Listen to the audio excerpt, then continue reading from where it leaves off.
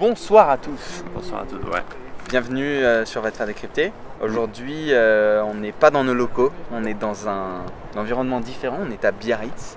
Mais on peut dire que c'est nos locaux quand même. On peut dire qu'on est un peu chez nous partout et on vous expliquera un peu plus tard pourquoi on est à Biarritz. Cette fois, on va changer un peu le format de ces vidéos. D'habitude, on les préparait ensemble avec Nelson. Cette fois, Nelson ne sait pas de quoi je vais lui parler. En plus, j'ai préparé des notes, truc de dingue. Et moi, je sais pas ce dont Nelson veut me parler aujourd'hui. Donc, on va voir comment ça se passe et vous nous direz si vous trouvez ça bien, mieux qu'avant ou pas. Voilà. Donc, je commence ? Vas-y, commence. Ok. On aurait pu faire un pile ou face, mais j'ai pas de pièces, donc on commence. T'as les mains prises quand même, parce que j'ai les mains un petit peu prises, ouais. Non, franchement, là, t'aurais pu faire ingénieur, Nelson. Ouais, je pense. Il va falloir que tu prennes ça en photo sur notre Insta. Oui, y a pas de souci. Ouais. Oui, ça peut être vraiment drôle quand même. Je voulais commencer par la chute de l'Ethereum cette semaine. Donc j'avais fait un petit article en début de semaine en disant que en gros l'Ethereum il fallait qu'il se réinvente. Que ouais, certes les contrats intelligents c'était géniaux, sauf qu'il y avait plein de plateformes qui le faisaient aujourd'hui.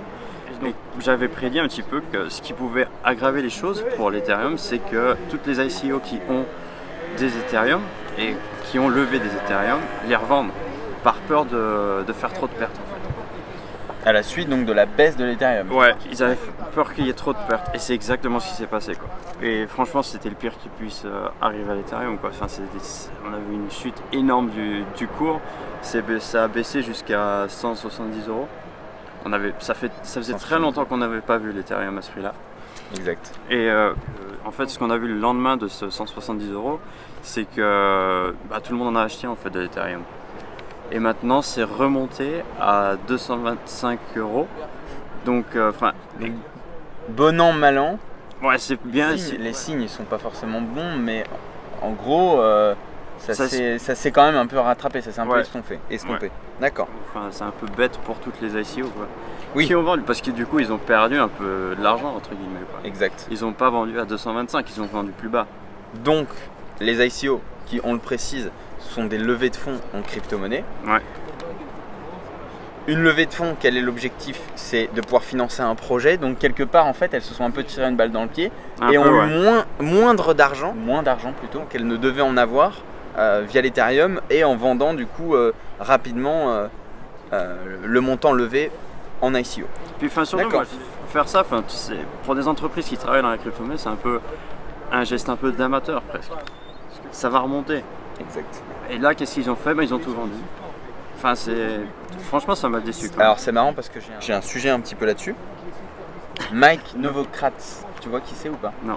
C'est un milliardaire patron du Galaxy Digital Asset Fund. Ok. Voilà, et investisseur, donc particulièrement en crypto-monnaie. Il s'est exprimé lors de plusieurs tweets pour dire tout simplement que cette semaine, le marché de la crypto-monnaie en général et aussi Ethereum du coup était au plus bas. Apparemment là le mercredi de cette semaine où on était en valorisation globale de crypto-monnaie à 186 milliards de dollars vs 200 milliards de dollars quand on est sur des fluctuations normales. Donc cette semaine, tout particulièrement, ça rejoint ce que tu disais, on a réellement connu de grosses chutes. Ouais, on a vu des grosses chutes et on a vu aussi donc les belles remontées, notamment de l'Ethereum. Et cet afflux de personnes qui s'intéressent à cette monnaie-là, ça a attiré l'attention de qui? Des personnes qui sont malveillantes. En fait, on a revu des arnaques qu'on n'avait pas vues depuis un petit moment sur les réseaux sociaux. Moi, ce à quoi je pense, c'est Telegram en fait. Sur Telegram, il y a des groupes qui ont rassemblé plus de 60 000 personnes. Donc c'est pas des petits groupes. Des groupes de 60 000 personnes? Ouais. Quand on sait que sur VTFD, on fait pas d'arnaque et qu'on a moins de personnes dans nos groupes, je pense qu'il y a un effort à faire. Et donc, en gros, ces personnes-là se font passer pour des Binance, pour des Coinbase, pour des noms qui font confiance quand même dans le domaine. Et en fait, derrière, ce qu'elles demandent, c'est hey, envoie-moi 0,5 Ethereum, je t'en renvoie 5. Comme je l'explique, c'est super stupide, mais si tu veux, quand c'est vendu comme quoi c'est une giveaway, c'est pour a un but de communication, quoi. J'ai compris. Amener des gens sur Binance. Sauf qu'à la fin, t'envoies 0,5 Ethereum et tu les renvoies jamais. C'est des robots qui commandent. D'accord. Ok, super. Ah non, mais c'est un truc de fou, quoi. D'accord. Donc ouais, c'est un peu dommage qu'on revoie ces arnaques-là et faites attention si jamais vous voyez des trucs comme ça, quoi. Il n'y a pas un site internet qui regroupe justement toutes les ICO frauduleuses? Si, va te faire décrypter. Va te faire décrypter bientôt? Non. Ce sera en bas, dans la description. Alors c'est marrant parce que du coup je vais partir complètement à l'opposé de ce que tu viens de dire. Ok.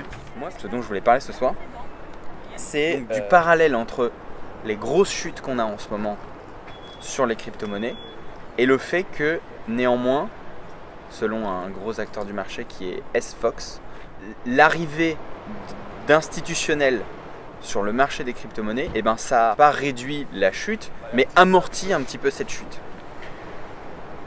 Quand on parle d'acteurs institutionnels qui arrivent, on avait donné un bon exemple, en tout cas qui est recité par SFox, qui était ICE, Intercontinental Exchange, qui s'associe avec Microsoft et Facebook pour monter Bakkt. Pareil, on remet le lien de l'article et de la vidéo d'ailleurs, et de la vidéo en description. Sinon, il y avait Coinbase qui avait fait la même chose avec BlackRock. Tout à fait. Et moi, j'allais sortir un truc un peu dans le même sens en fait. Ah, très bien. Il y a Morgan Stanley, un fonds d'investissement, un très gros fonds d'investissement sur New York, qui maintenant n'interdit pas ou ne déconseille pas ses clients à acheter des cryptos, quoi.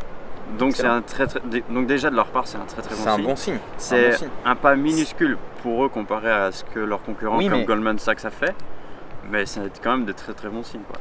C'est un pas minuscule comme tu le dis, mais ça rejoint complètement ce que je disais, c'est que c'est pas minuscule fait par finalement ces sociétés qui sont juste gigantesques toutes seules, mais qui mis bout à bout rassurent le marché et les investisseurs avec moins de pouvoir d'achat tout simplement, moins d'influence aussi sur le marché.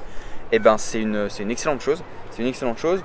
Et ce dont je voulais parler comme impact du fait que les acteurs institutionnels, donc les institutions bancaires, les gestionnaires d'actifs, les sociétés de trading, je cherche ce mot depuis tout à l'heure quand même, les sociétés de trading, elles ont pu apporter aussi un entrain et encourager au développement finalement d'outils dont elles avaient besoin, et notamment ce que tu dis, les robots traders. Voilà, dont on vous parlera je pense un petit peu plus tard. Je pense que c'est un petit peu tôt, mais on a quelque chose dans les tuyaux pour ça. Selon SFox toujours, l'arrivée donc de ces institutionnels, de ces pontes, de ces géants de leurs industries, ça a aussi permis finalement une précision sur les prix. Ce que je veux dire par là, c'est qu'il y a encore, il y a encore un an, il était possible de voir un Bitcoin sur deux plateformes différentes avec jusqu'à 4,5% de différence de prix au même moment. Donc, ça a permis une certaine transparence quelque part, et ça je trouve que c'est une excellente chose. Le bout du bout de tout ça, finalement, ce serait, et il y a certaines projections qui sont faites par des personnes sur Twitter, si vous êtes un petit peu avertis, vous le verrez. Le bout du bout de tout ça, c'est que on pourrait espérer que le Bitcoin se rapprocherait d'un stablecoin. Donc stablecoin, on en a déjà parlé, c'est tout simplement une crypto-monnaie qui est adossée à une valeur réelle. Donc par exemple de l'or stocké dans un coffre-fort, et qui du coup enlève l'aspect de volatilité qu'on peut voir sur les crypto-monnaies. Voilà. Ouais, j'avais un peu oublié cette période où tu avais des différences de 4,5% entre certaines plateformes. C'est que c'était un truc de fou quand même.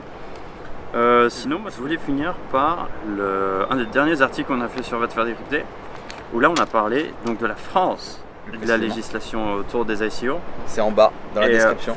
Le site, ça fait combien de temps? Ça fait un mois qu'on l'a lancé? Ouais. Ça fait un mois. Donc ça fait un mois. On a créé la catégorie législation, où on voulait parler notamment de la législation française. On n'a pas fait un seul article. Pourquoi? Parce qu'il n'y avait pas de news en fait. Tout à fait. Et donc maintenant, il y a quelque chose qui est tombé. Là, il y a quelque chose qui est tombé autour des ICO. On a rappelé aussi les autres actions qu'ils avaient fait auparavant pour attirer les entreprises de la crypto en France. Bon, est-ce que c'est suffisant ou non? Ça, vous en êtes juge. Et le temps nous le dira en tout cas. Yes. On a bon espoir en tout cas. Une nouvelle fois, je pense qu'on peut lancer une bouteille à la mer. Si des personnes du gouvernement français regardent cette vidéo, allez-y. Il faut légiférer. Ça rassurera tous les Français et on fera un pas vers, Non, mais vers surtout, on l'avenir. a trop de retard. Enfin, On a trop de retard. pratiquement toutes les semaines. Enfin, moi, je suis tenté par faire un article sur Malte et les législations qu'ils ont mis en place. Franchement. Mais on va le faire. Ouais, on va en faire un. On va en faire. Et C'est assez ils ont exceptionnel. des années-lumière d'avance sur la France et sur d'autres pays. Enfin, Tout à je fait. vais pas en dire plus, on va laisser ça pour l'article. qu'on va faire. Exact. On va peut-être clore cette vidéo parce que en fait je commence à avoir une crampe au bras. Vous savez ce qu'il vous reste à faire. Allez vous faire décrypter.